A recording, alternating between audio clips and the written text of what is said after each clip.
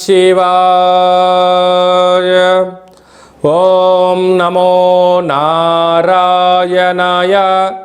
కర్మ నివారణ, నరదృష్టి నివారణ, సంచిత ప్రారబ్ధ ఆగమిక కర్మ నివారణ, తులాభార కాల భైరవాయ నమో నమః. ఓం దిగంబరాయ విద్మహే గజవాహనాయ ధీమహి తన్నో కపాలకాల భైరవ ప్రచోదయాత్. ఓం ఇంద్రాణీ శక్తి దేవ్యై నమోస్తుతే. హరి ఓం. మా ఛానల్కి స్వాగతం. చూస్తున్న వీక్షకులకు, ప్రేక్షకులకు, ప్రియ కాళ భైరవ భగవద్బంధులకి స్వాగతం పలుకుతూ మమ్మల్ని ఎంతగానో ఆదరిస్తూ ఉండబడినటువంటి ప్రియ సోదర సోదరీమణులకు అందరిపైనను, సనాతన ధర్మ సంరక్షకులకు, జ్యోతిష్య అభిమానులకు అందరికీ కూడా స్వాగతం పలుకుతూ, ఆదివారం అమావాస్య పుష్యమి నక్షత్ర సందర్భంగా అందరికీ నిండు నూరేళ్ల ఆయురారోగ్యాలను ప్రసాదించాలని శ్రీ కాళీ సమేత కాళభైరవ స్వామిని వేడుకుందాం. అందులో ఈసారి ఆదివారం అమావాస్య పుష్యమి నక్షత్ర సందర్భంగా రవి పుష్యార్క యోగం అందరికీ కలగాలని, అందరికీ మనతో రాబోయేటువంటి భవిష్యత్తులో ఉండబడినటువంటి 7 తరాల వారికి అద్భుత ధన రాజకీయ యోగ సకల ఐశ్వర్యం ఆనందాన్ని ఆ బుధాదిత్య రాజయోగ కారణము, రవిపుషార్క యోగ కారణము, ఆదివారం అమావాస్య కారణం చేత అందరికీ ప్రసాదించాలని కోరుకుందాం. 1/8/2024 నుండి 15/8/2024 వరకు పుట్టినటువంటి వారందరికీ కూడా ముందస్తుగా జన్మదిన శుభాకాంక్షలు. గతంలో వివాహం చేసుకున్న వారికి వివాహ వార్షికోత్సవ శుభాకాంక్షలు. ద్వాదశ రాశుల్లో గ్రహ గమనాన్ని ఒకసారి వీక్షింపచేద్దాం.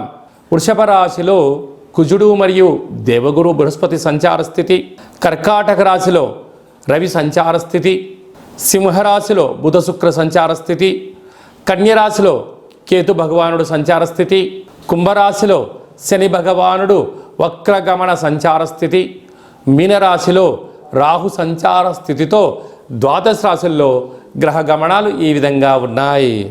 కన్యరాశి వారు ఆదివారం అమావాస్య పుష్యమి నక్షత్ర సందర్భంగా కాళ అమావాస్య రోజున, కాళాష్టమి రోజున ఎలాంటి విధులను పాటించాలి, 6వ స్థానంలో శని భగవానుడు వక్రగమనంలో ఉన్నప్పుడు ఎలాంటి దోషాలు ఉంటాయో ఈ వీడియోలో సవివరంగా సంపూర్ణంగా తెలుసుకుందాం.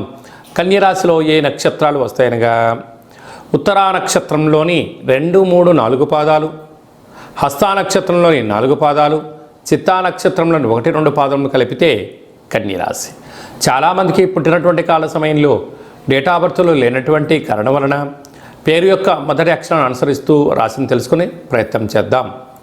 టో, పా, పీ, పు, షా, అణ, ఠ, పే, పో అక్షరాల వారందరూ కూడా కన్యరాశి జాతకులే. కన్యరాశి యొక్క అధిపతి బుధ భగవానుడు. వీరికి రాశిలోనే కేతు సంచార స్థితి ఉండడం, 6వ స్థానంలో శని భగవానుడు కుంభరాశిలో వక్రగమన ప్రయాణం అవ్వడం వలన విశేషంగా రుణ సమస్యలు, రోగ సమస్యలు, శత్రు సమస్యలు పొంచి ఉండినను నూతనంగా వివాహమైన దంపతులకు పుత్ర పుత్రిక సంతాన యోగము, తల్లిదండ్రుల నుంచి ఆస్తులు చరాస్తులు, మీరు ఎదుగుదలకు మీ తల్లిదండ్రుల నుంచి, బంధువుల నుండి, మిత్రుల నుంచి అనేక రకాలమైనటువంటి ధన సంపద మీ సొంతం కాబోతుందని చెప్పి గమనించాలి. ప్రేమికుల మధ్య చాలా సయుద్ధ అవసరం. అన్నదమ్ములతో, అక్కా చెల్లెలతో వీలైనంత వరకు సత్ప్రవర్తన కలిగి ఉండడం యోగదాయకం అని చెప్పి గమనించగలగాలి. అలాగనే భాగ్యస్థానంలో కుజగురు సంచార స్థితి ఉండడం వలన వీలైనంత వరకు భార్యతో కానీ, భర్తతో కానీ పార్ట్నర్షిప్ వ్యవహార కార్యక్రమాలు చేసే వారందరితో కూడా ఎంతో సమన్వయం అవసరం. ఎదుటి వ్యక్తులు ఏదైనా చెప్తూ ఉంటే వినే ప్రయత్నం చేయండి, తెలుసుకునే ప్రయత్నం చేయండి. తొందరపాటు నిర్ణయాలకు ఇది సరైన సమయం కాదు అని చెప్పి మీరు గమనించగలగాలి. కనుక పార్ట్నర్షిప్తో కానీ, బంధువులతో కానీ, సమాజంలో కానీ సమావేశాల ఎందుకు కూడా దూకుడుతనము మంచిది కాదు. తొందరపాటు నిర్ణయం సమయం. భగవంతుడు మీకు ఏది ఇవ్వాలో అది ఇవ్వడం జరుగుతుంది. కనుక లేని దాని గురించి ఆలోచించేదానికన్నా ఉండబడిన దానితో మీరు తృప్తి చెందగలిగితే కన్యరాశి వారికి ఇంతకు మించి అదృష్టం లేదు అని చెప్పి గమనించాలి. కనుక తెల్ల జిల్లేడు వృక్షం దగ్గర దీపం పెట్టడం, తెల్ల జిల్లడి యొక్క వృక్షాన్ని వేరు తెచ్చి సింధూరాన్ని పూసి పూజా మందిరంలో ఉంచుకొని తాంత్రిక శ్రీ లక్ష్మీ వరసిద్ధి మహాగణపతి స్వామి యొక్క పూజను చేసుకోవడం, కాళభైరవ స్వామి యొక్క పూజలో పాల్గొనడం వలన కష్టాలన్నీ తొలగిపోయి ఐశ్వర్యం ఆనందం మీ సొంతం అవుతుందని చెప్పి గమనించాలి. స్వయం వృత్తులు, సేవా రంగాలు, వ్యాపారాలు, హోటల్ వ్యాపారాలు, కర్రీ బిజినెస్లు, అలాగనే రియల్ ఎస్టేట్ రంగాలు, గృహ భవన నిర్మాణ కార్యక్రమాలు చేసేటువంటి వారు, అనేకమైన మార్కెటింగ్ రంగంలో ఉండబడిన వారందరికీ చాలా మంచి కాలము అని చెప్పి గమనించాలి. ముఖ్యమైనటువంటి పండగల గురించి క్లుప్తంగా సవివరంగా సంపూర్ణంగా తెలుసుకుందాం. 4వ తారీఖు 8వ నెల 2024 సంవత్సరంలో ఆషాఢమాస బహుళపక్ష ఆదివారము అమావాస్య పుష్యమీ నక్షత్ర సందర్భంగా చాలా మహోన్నతమైన పర్వకాలం అని చెప్పి గమనించాలి. ఆదివారం అమావాస్య వస్తేనే అందరికీ పెద్ద పండగ. అందులో పుష్యమీ నక్షత్రంతో కూడుకున్నటువంటి అమావాస్య కావడం వలన మనకు బహిర్ ప్రాంతాలలో వ్యవసాయ క్షేత్రాల్లో తెల్ల జిల్లేడు వృక్ష ఉండడం జరుగుతూ ఉంటుంది. ఏపుగా పెరిగినటువంటి వృక్ష దేవత కింద శ్వేతార్క వరసిద్ధి మహాగణపతి స్వామివారు వృక్ష రూపంలో ఉండడం జరుగుతుంటుంది. ఆ గణపతి స్వామివారిని తెచ్చుకొని గృహంలో ఉంచుకున్నట్లయితే మనకు భావి తరాలకు 7 తరాల వారికి అద్భుతమైన ఆనంద యోగం, అమృత యోగం, ధనయోగం, రాజకీయ యోగం కలుగుతుందని చెప్పి గమనించాలి.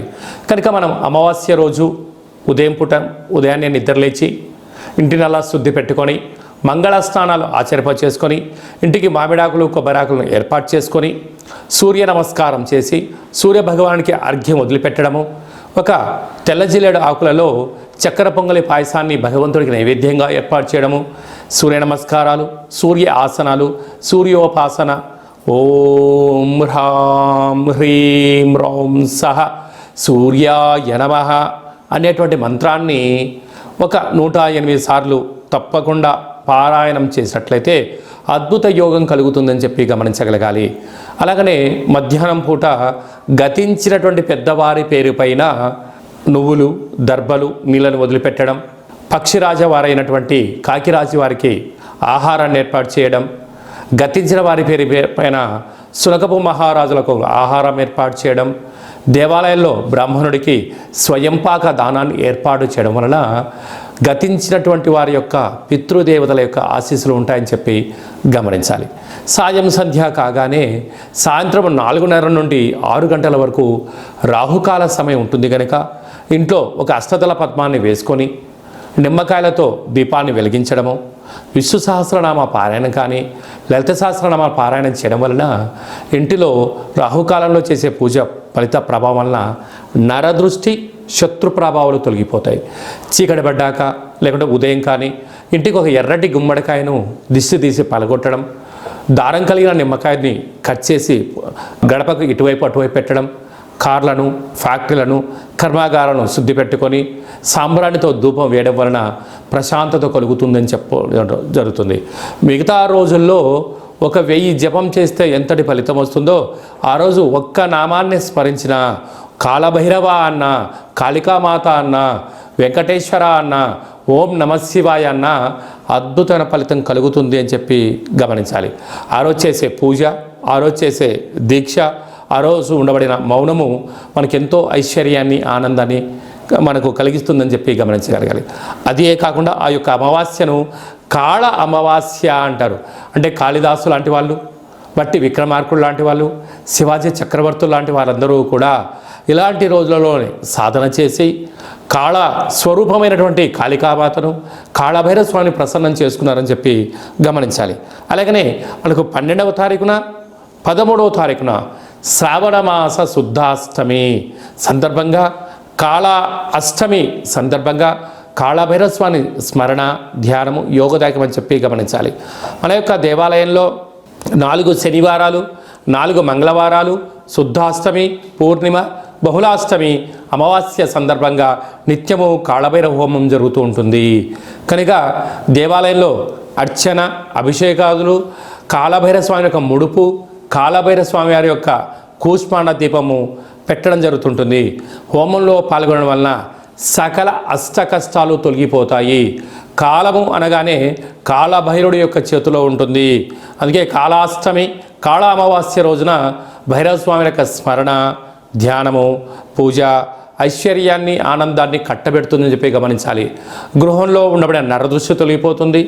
వ్యాపారాల్లో ఉండబడినటువంటి ఆటంకాలు తొలగిపోతాయి. విపరీతమైనటువంటి జనాకర్షణ, ధనాకర్షణ కలుగుతుందని చెప్పి గమనించాలి. ఆసక్తి కలిగితే ఇంట్లో చేసుకోండి. కుదరలేని పక్షంలో ఈ కింద నెంబర్ సంప్రదించినట్లయితే, మీ గోత్రనామంలో పంపించినట్లయితే వీడియో కాల్ ద్వారా చూపించి మీ పేరుపైన ఒక సౌభాగ్య ముడుపు, కూష్మాణ దీపము, హోమాన్ని చేయించి వాట్సాప్ కాల్ ద్వారా ప్రత్యక్ష ప్రసారాన్ని కూడా చేయించడం జరుగుతుందని చెప్పి గమనించాలి. ఇంకనూ మనము ఈ ఆషాఢమాస ఆదివారం అమావాస్య రోజున, శ్రావణమాస శుద్ధాష్టమి, కాళాష్టమి సందర్భంగా ఇంకనూ విజయం సాధించగలగాలి అన్నట్లయితే ఈ యొక్క పాత్ర కంచు పాత్ర అంటారు. ఈ యొక్క అంటే కంచు మోగినట్టు కనకమ్ము మోగదు గదరా సుమతి అని చెప్పి మనకు సుమతి శతకంలో చెప్పడం జరుగుతుంటుంది.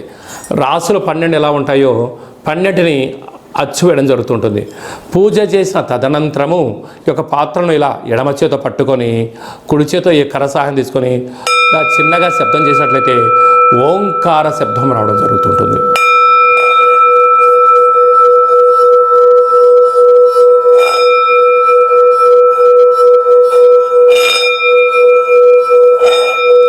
ఈ ఒక ఓంకార శబ్దం ధ్వని వలన మానవుని యొక్క శరీరంలో చక్రాలు వికసింపచేయడం, ఇంట్లో ఉండబడినటువంటి దరిద్ర దేవత బయటికి వెళ్ళడం, గ్రామంలో సంచరించేటువంటి మహాలక్ష్మి దేవత గళ్ళు గళ్ళు అంటూ మన ఇంటికి రావడం, మన ఇంట్లో అమ్మవారు కూర్చోవడం వలన సకల ఐశ్వర్యానికి, సకల ఆనందానికి అపార కుబేర సంపన్నులు అవుతారని చెప్పి గమనించాలి. ఈ యొక్క కాళభైరవ స్వామి అక్షయ పాత్ర మరియు మీకు ఒక కాళభైరవ స్వామి ఒక పిరమిడు, డాలరు, కంకణము, కాళభైరవ హోమం చేయించడం జరుగుతుంది. మీకు వాట్సాప్ కాల్ ద్వారా ప్రత్యక్ష ప్రసారాన్ని కూడా చూపించడం జరుగుతుంది. ఆసక్తి గలవారు ఈ కింద నెంబర్ సంప్రదించి ఆ అక్షయ పాత్రను ఇంట్లో ఉంచుకోవడం వలన అద్భుతమైన ఆనందం, ఆరోగ్యం మీ సొంతమవుతుందని చెప్పి గమనించాలి. అలాగనే మీ వ్యక్తిగత జాతకం తెలుసుకోవాలనుకుంటున్నారా? మీ పుట్టినటువంటి కాల సమయంలో మీకు తల్లిదండ్రులు పెట్టినటువంటి పేరు, డేటు, నెల, సంవత్సరం, సమయం వ్రాసి పంపించినట్లయితే 100 సంవత్సరాల జాతకాన్ని వ్రాసి సవివరంగా పంపించడం జరుగుతుంది. మీరు పుట్టినప్పుడు గ్రహ గమనాలు ఎలా ఉన్నాయి, ప్రస్తుతం ఎలా ఉంటున్నాయి, రాబోయే కాలంలో ఎలా ఉండబోతున్నాయో సవివరంగా సంపూర్ణంగా తెలియజేయడం జరుగుతుంటుంది. అలాగనే చాలామందికి పుట్టినటువంటి కాల సమయంలో డేటా బర్త్లు లేనటువంటి వారందరికీ మీ పేరు యొక్క మొదటి అక్షరాన్ని అనుసరిస్తూ రాసి తెలియచేస్తూ ప్రస్తుత కాలమాన ప్రకారంగా గ్రహ గమనాలు ఎలా ఉన్నాయి, భవిష్యత్తులో ఎలా ఉండబోతున్నాయో అనేటువంటి విషయాన్ని తెలియచేస్తూ రమణ శాస్త్రం ద్వారా అనగా గవ్వల ద్వారా భూత, భవిష్యత్, వర్తమానాన్ని తెలియజేయడం జరుగుతుంది గవ్వల ద్వారా. కనుక డేటా బర్త్లు లేనటువంటి వారికి గవ్వల ద్వారా జ్యోతిష్యాన్ని చెప్పడం జరుగుతుంది. కనుక మన వ్యక్తిగత జాతకాన్ని తెలుసుకుందాం, గ్రహాలలో ఉండబడిన దోషాలను తెలుసుకుందాం, తినేటువంటి ఆహారాల్లో, వేసుకునే వస్త్రాల్లో, చేసే పనుల్లో స్వల్పమైన మార్పులు చేసుకుందాం. అద్భుతమైన, ఆనందకరమైన, ఆరోగ్యకరమైన, కుబేర సంపన్నమైన జీవితానికి స్వాగతం పలుకుతాం. కనుక ఆసక్తి గలవారు ఈ కింద సంప్రదించి అపాయింట్మెంట్ తీసుకొని సంప్రదించగలరు. అలాగనే మీ అబ్బాయికి కానీ అమ్మాయికి కానీ ఎంత ప్రయత్నం చేసినా వివాహం అవ్వడం లేదా? ఎందుకు వివాహం అవ్వడం లేదు? జాతకంలో ఎలాంటి దోషాలు ఉన్నాయి, వివాహం ఎప్పుడవుతుంది, ఎలాంటి అబ్బాయితో అమ్మాయితో కలపడం వలన వీరి యొక్క గణగుణాలు బాగుంటాయో తెలుసుకోవడం జరుగుతుంటుంది. కనుక జాతకాన్ని తెలుసుకుందాం, మంచి వివాహ సంబంధం తెచ్చుకుందాం, భావితరాల్లో మంచి ఆనందకరం జీవితం పొందుదాం. కనుక వచ్చేటువంటి జాతకాన్ని వధువరుల యొక్క పాదాలు, గుణాలు, సంతాన యోగము, అలాగే విదేశీయాన యోగము, ఎలాంటి యోగాలు ఉన్నాయో కూడా తెలుసుకుందాం. అలాగే మీ అబ్బాయికి కానీ అమ్మాయికి కానీ చిన్నపిల్లలు పుట్టినట్లయితే ఏ మాసంలో పుట్టితే ఎలాంటి పేర్లు పెట్టుకోవాలి, నక్షత్రంలో ఉన్న విశిష్టత ఎంతో కూడా తెలియజేయడం జరుగుతుంటుంది. ఈ యొక్క మాసంలో పుట్టినట్టు రోజు వారందరికీ కూడా, అలాగే వివాహ వార్షికోత్సవం చేసుకుంటున్న వారందరికీ కూడా మన యొక్క దేవాలయంలో ప్రత్యేకంగా కాళభైరవ హోమం చేయించడం జరుగుతుంటుంది. అలాగనే ప్రసాదం కూడా మీకు పంపించడం జరుగుతుంది. మనమందరము కూడా కలియుగ కాలంలో కాళభైరవ స్వామికి స్మరణ చేద్దాం, కష్టాలకు స్వస్తి పలుకుదాం, ఐశ్వర్యానికి స్వాగతం పలుకుతాం. అందరికీ ఆదివారం అమావాస్య పుష్యమీ నక్షత్ర సందర్భంగా ఆశీస్సులు కోరుకుంటూ ఆశీర్వచనం. ఓం కాళకాలాయ విద్మహే కాళాతీతాయ ధీమహి తన్నో కాళభైరవ ప్రచోదయాత్.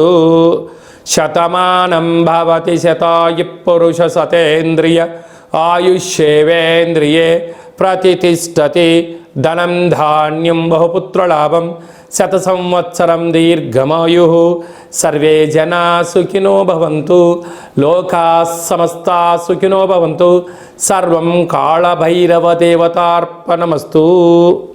ఈ వీడియో మీకు నచ్చినట్టయితే లైక్ చేయండి, షేర్ చేయండి, మా ఛానల్ని సబ్స్క్రైబ్ చేసుకోండి.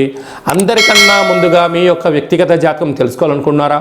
అందరికన్నా అదృష్టాన్ని ఐశ్వర్యాన్ని తెచ్చేటువంటి విషయాలు తెలుసుకోవాలనుకుంటున్నారా అన్నట్లయితే గంట సింబల్ ప్రెస్ చేయండి, ఆల్ అనే బటన్ తెలియచేసి మీరు ఎవరి క్షేమాన్ని కోరుకుంటున్నారో, మీ క్షేమాన్ని ఎవరైతే కోరుకుంటున్నారో ఈ ఆధ్యాత్మికమైన సమాచారాన్ని చేరవేసి భగవంతుడి యొక్క ఆశీస్సులు పొందగలరు.